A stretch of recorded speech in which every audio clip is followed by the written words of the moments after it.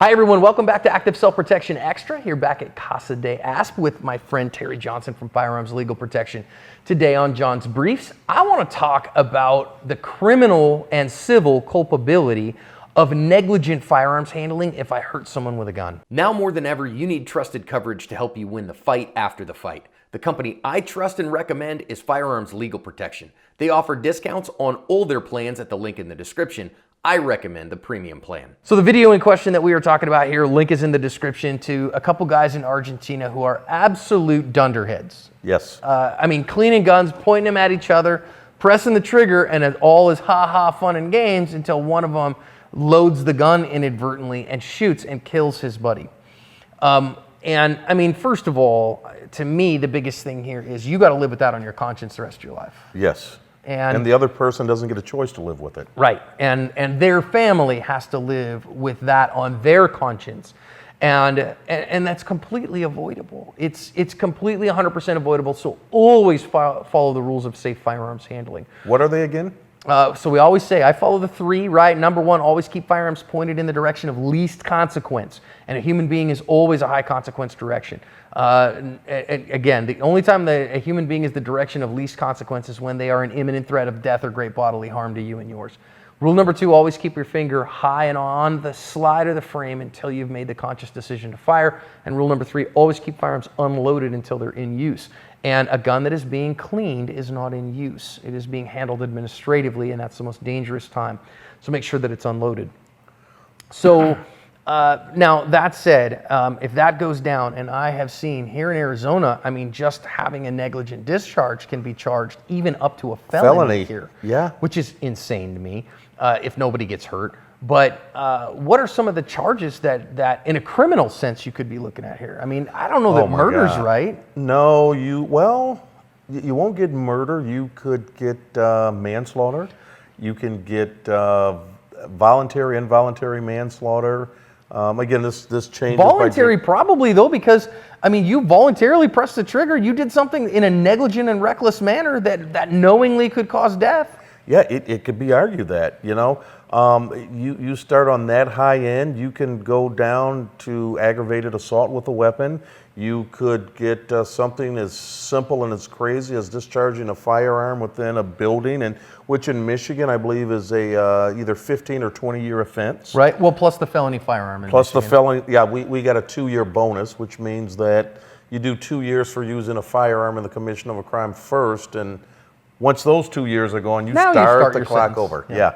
So you start looking at some of these things, you know, it's ridiculous. You know, unfortunately, stupid is not a crime, okay? Because if it would be, the jails would be overrun. Overrun. But again, so you're going, haha, we're having fun, we're messing around.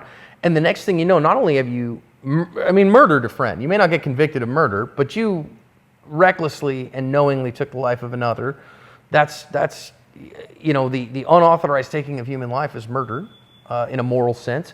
So you've murdered, you've cost a friend their life. You have to live with that morally, spiritually, emotionally, relationally, socially. Then you're going to do 10, 15 years, 20 years of prison for that. And guys, prison is not a fun place to be. No.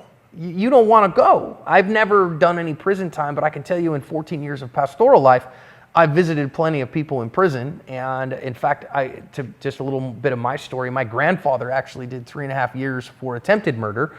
Not to tell the whole story, but a guy beat the tar out of my grandma. Grandpa found out who did it, tracked him down and shot him in the face with a .357 Magnum.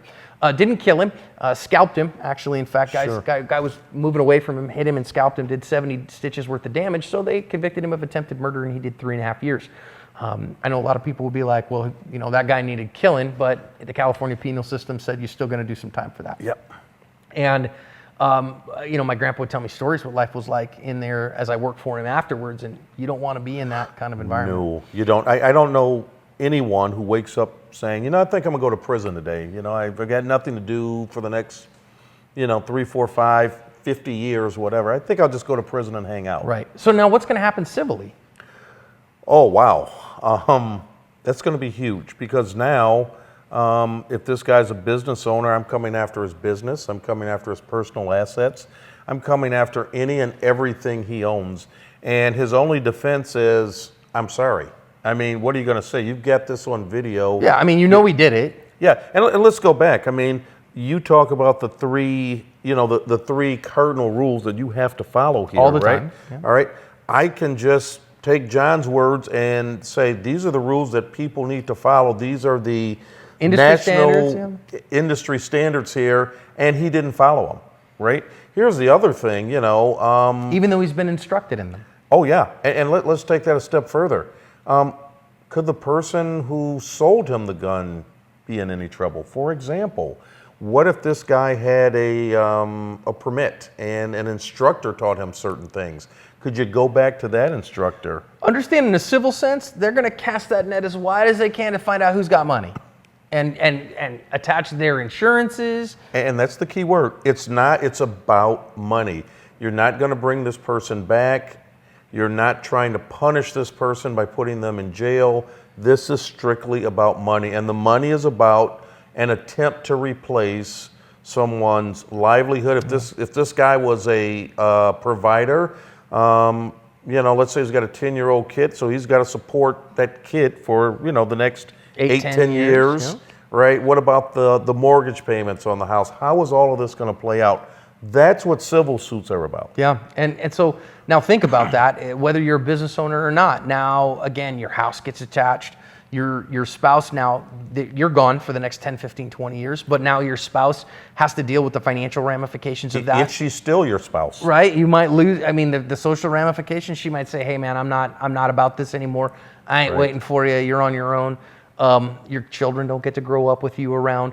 And again, you lose your house, you lose your business, you lose your cars, you lose every bit of finances that you have. Because you were playing around with a gun. Because you were playing around with a gun. Yeah. And again, all of that is what you have to deal with while you are behind bars, spending the next 10 or 15 years of your life.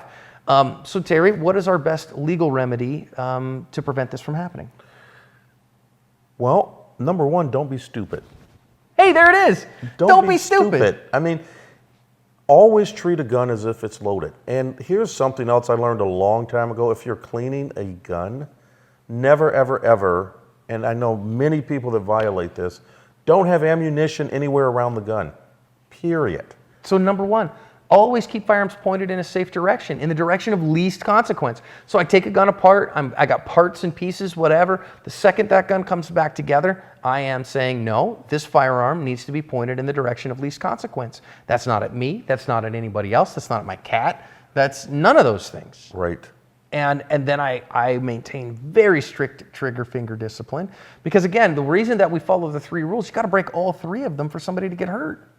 If I just follow those three, always keep firearms pointed in the direction of least consequence, always keep my finger high and along the frame in the slide until I made the conscious decision to fire, always keep it unloaded until it's in use.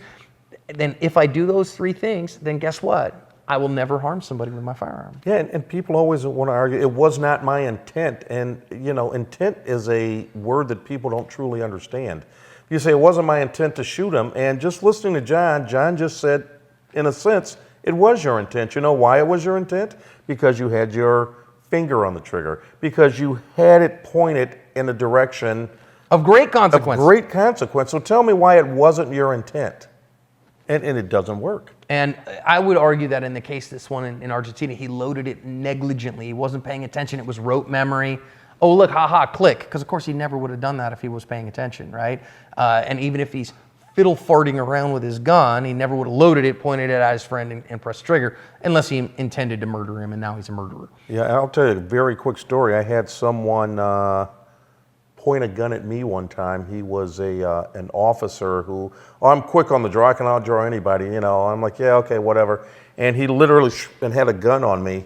And after he holstered the gun, well, I don't want to go there, but let's just say I've tried to live my life on the right side of the law, but it was not a pretty conversation because, again, in my head, what if you made a mistake? You don't point a gun at anybody. I don't care if it's unloaded.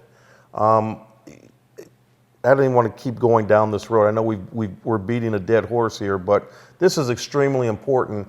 You want to stay away from those actions so that you can stay away from the legal consequences that go along with it. Because again, staying out of jail, you may stay out of physical jail, but you're going to be put in a whole nother jail if you lose everything you have to start over. Yep, the social consequences, the spiritual consequences, emotional consequences, financial consequences are just not worth it, guys. So even if you don't end up getting prosecuted here in Arizona, I've seen people have had a negligent discharge here in Arizona and not been prosecuted. You still got to deal with all the other consequences. So don't do it. Terry, appreciate the knowledge. Thank you.